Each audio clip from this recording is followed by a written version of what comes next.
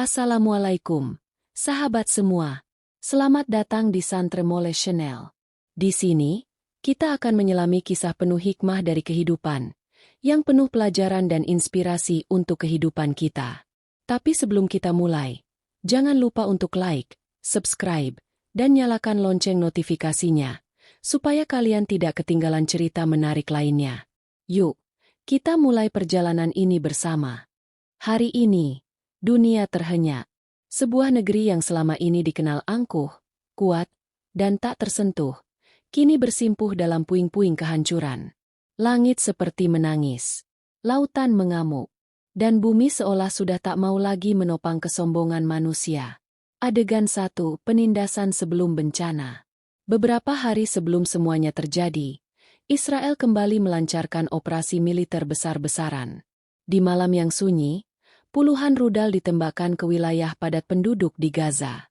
Anak-anak menangis, perempuan berteriak, dan rumah-rumah luluh lantak diterjang bom.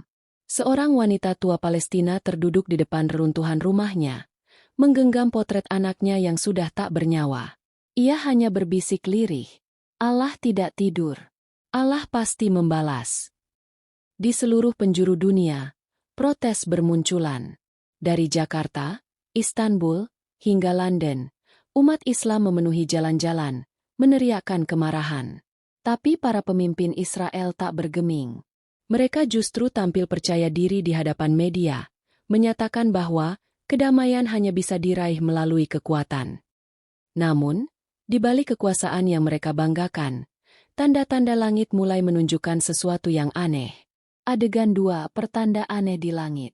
Malam itu, langit di atas Yerusalem berubah menjadi merah darah. Para penduduk awalnya mengira ini hanya efek cuaca. Tapi seorang astronom lokal menyebutkan bahwa fenomena tersebut tidak biasa. Kamera CCTV di salah satu menara masjid merekam suara mengerikan dari langit. Suara seperti lolongan panjang yang terdengar hingga ke dasar tanah. Di desa kecil dekat Laut Mati, para nelayan melihat ikan-ikan melompat ke darat seperti ketakutan. Seekor unta milik seorang petani tiba-tiba mengamuk dan berlari tanpa arah, lalu mati mendadak. Seorang anak kecil bermimpi melihat api besar keluar dari laut, mengejar sebuah kota yang penuh dengan cahaya. Ia terbangun menangis dan berkata kepada ibunya, "Aku lihat Allah marah, Ibu." Adegan 3, penampakan misterius mimpi para ulama. Di hari Jumat pagi, seorang ulama dari Yaman yang tengah berkunjung ke perbatasan menyampaikan khutbah dengan suara bergetar. Ia berkata bahwa ia bermimpi bertemu sosok bercahaya yang berkata, "Wahai hambaku, katakan kepada dunia, bila tanah suci terus diinjak-injak, maka aku akan mengguncangkan bumi hingga tak ada yang bisa berdiri lagi." Video khutbah tersebut viral di media sosial.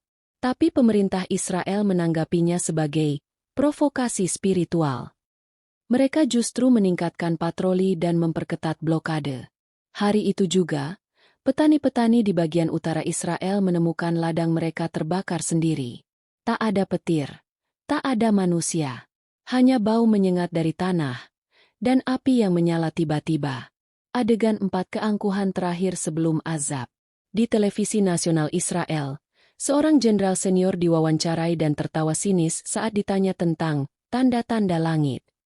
"Apa kamu pikir Tuhan akan menurunkan hujan batu hanya karena kita menertibkan musuh kita? Ini abad ke-21, bukan cerita dongeng." Keesokan harinya, tentara Israel menampar dan mendorong seorang kakek yang hendak melindungi masjid tua di Hebron. Kakek itu hanya memandang langit dan berkata, "Ya Allah, tunjukkan kuasa MU, mereka sudah buta." Saat matahari terbenam di hari itu, bayangan hitam menutupi sebagian kota.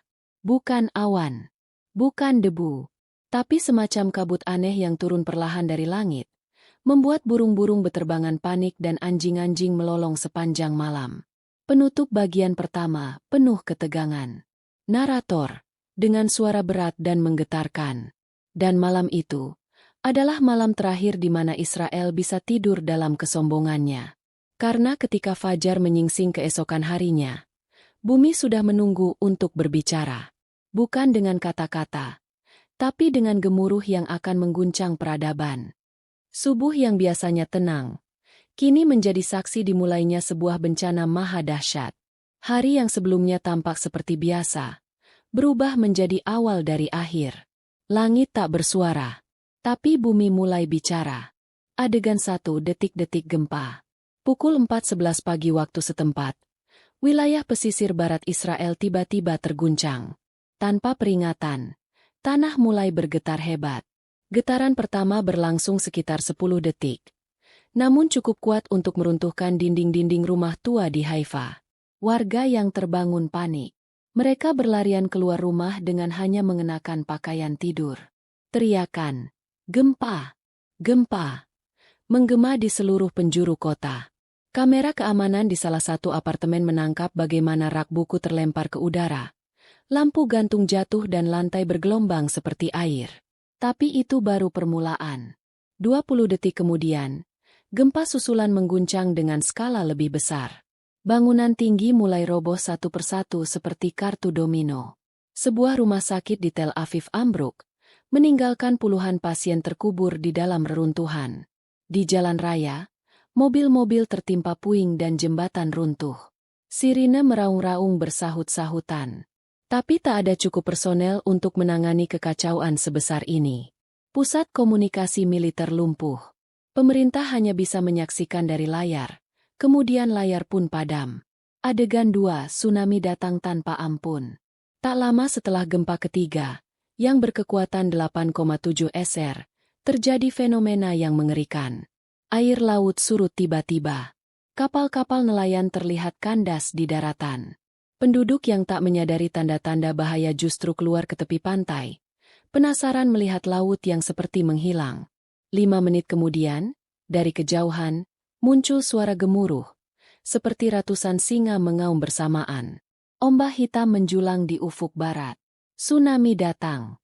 Tingginya mencapai 20 meter. Tidak ada yang bisa lari. Tidak ada tempat untuk sembunyi. Ombak pertama menghantam pelabuhan Ashdod, menyapu habis segala sesuatu. Bandara Internasional Ben Gurion tenggelam dalam hitungan detik. Runway pecah seperti tanah liat. Pesawat-pesawat mengapung di atas gelombang.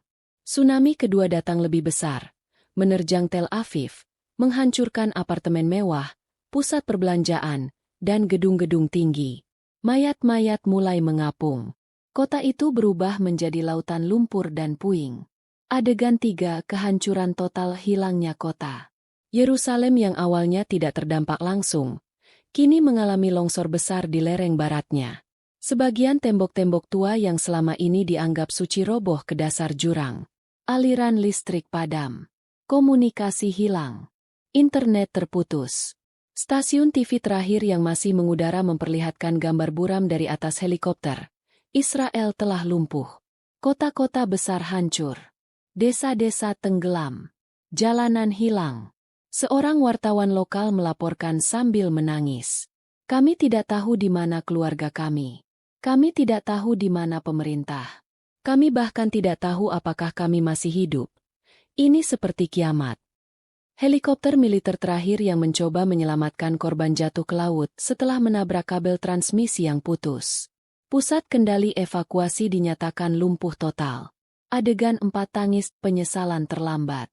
Di antara reruntuhan, seorang pria Yahudi tua berjalan terpincang-pincang sambil memeluk kitab sucinya. Ia menatap langit, lalu jatuh berlutut dan menangis. Kami telah menyakiti mereka. Kami telah melupakan Tuhan, dan ini balasannya, ini azab. Tak jauh darinya, seorang perempuan muda berteriak mencari anaknya yang hanyut. Ia menggali reruntuhan dengan tangan kosong. Tangannya berdarah. Tapi ia terus menggali. Tak peduli luka. Tak peduli sakit. Dari reruntuhan sinagoga yang hancur, terdengar suara para pemuka agama menangis membaca doa. Tapi doa itu datang terlalu lambat. Karena air sudah merendam semuanya. Penutup bagian kedua, suasana mencekam. Narator, dengan suara perlahan dan penuh tekanan emosi. Dalam waktu kurang dari 2 jam, negeri itu runtuh.